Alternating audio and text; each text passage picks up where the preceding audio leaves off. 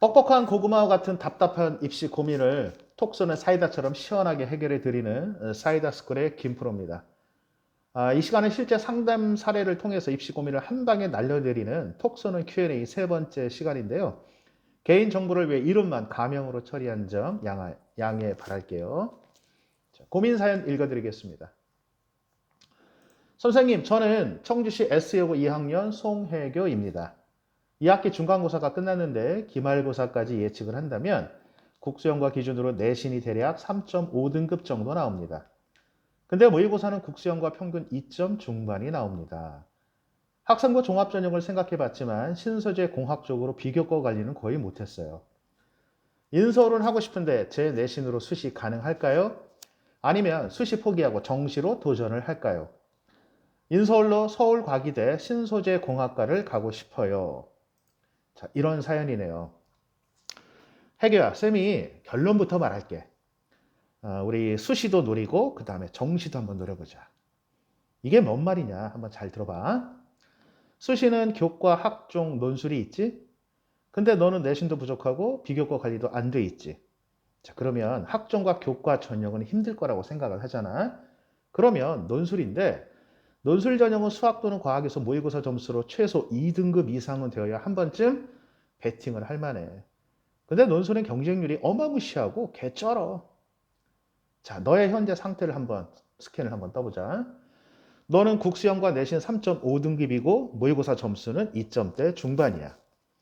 너의 성적으로 가능한 수시 전략을 먼저 알려줄게. 먼저 해교는 수시 교과 전형으로 서울과기대를 지원해보는 거야.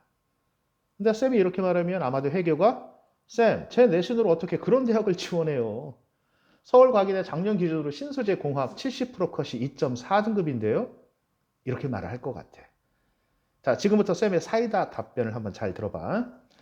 서울과기대 신소재 공학과 수능 최저는 국어, 수학, 물론 이제 수학은 미적분과 기하가 되겠고, 그 다음에 영어, 과탐은 두 과목 평균이야. 두 개 영역 등급의 합이 6 이내거든. 물론 대학 발표 70% 컷이 2.4등급이야.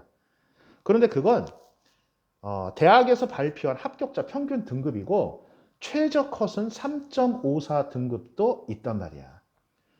따라서 대학이 발표한 입시 결과만 갖고 판단하지 말고 다른 입시 업체에서 조사한 최저 등급 것을 토대로 교과 전형을 한번 노려보라는 말이지. 물론 두 개 영역 등급합 6을 맞춘다는 전제로 쌤이 말하는 거니까 우리 해교가 수능 공부도 열심히 해야 될 거야. 그런데 해교가 이렇게 최저를 맞추기 위해 수능 공부를 하게 되면 비록 해교가 교과 전형으로 불합격이 된다고 하더라도 정시에서 좋은 결과를 낼 수도 있다는 거지. 마치 사회시간에 배운 아담 스미스가 말한 보이지 않는 손처럼 교과 전형으로 합격하고 싶은 해교의 이기심으로 인해 해교가 바라지 않았던 수능 성적의 상승이 이루어지고 그것 때문에 정시에서 좋은 결과를 낼 수 있는 것처럼 말이야. 반대로 너가 정시만을 노리고 내신 관리를 안 하게 되면 네가 최저를 맞추고도 내신 점수가 부족해서 불합격이 될 수도 있는 거란 말이야. 어느 그룹에서 비가 내릴지 모르는 것처럼 입시는 내가 준비한 어떤 전형에서 어떠한 결과가 나올지 전혀 모르는 그런 분야거든. 옛말에 한 우물만 파자라는 속담이 있지? 그런데 한 우물만 파다가 목말라 죽을 수도 있는 거거든. 자, 해교야. 우리 해교가 대학에 들어가서 소개팅을 하는데 같은 날에 두 명의 킹카, 즉 원빈이나 또는 송중기처럼 잘생긴 애들을 소개받는 상황이라고 하자.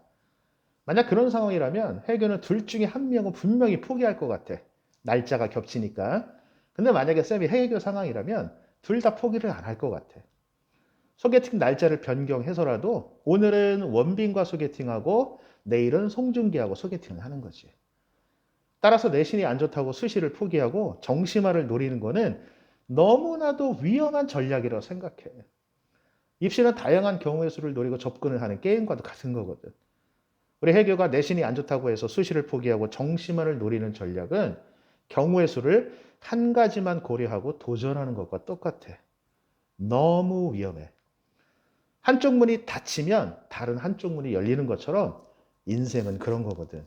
물론 입시도 마찬가지고. 그리고 수시는 6장의 카드를 갖고 전략을 짜는 거라서 해교가 최저를 맞춘다면 비록 최초합이 안 된다고 하더라도 추가 합격을 기대할 수가 있어. 쌤이 입시 현장에서 보는 합격생들 중에서 80% 이상은 최초합이 아니라 추가 합격생이라는 점을 명심해. 그래서 애교가 내신에 신경을 쓰고 수능 준비를 잘한다면 분명히 내년에 좋은 결과가 맺어진다고 선생님이 확신할 수가 있어. 끝으로 선생님이 한마디만 더 할게. 꾸준한 노력이 함께 하지 않는 꿈은 몽상에 불과하다. 꿈에는 지름길이 없다. 선생님이 우리 해교의 꿈을 응원할게. 오늘 쌤의 답변이 마음에 들었다면 구독, 좋아요, 알림 설정 부탁하고 다음 시간에 또 보자. 안녕.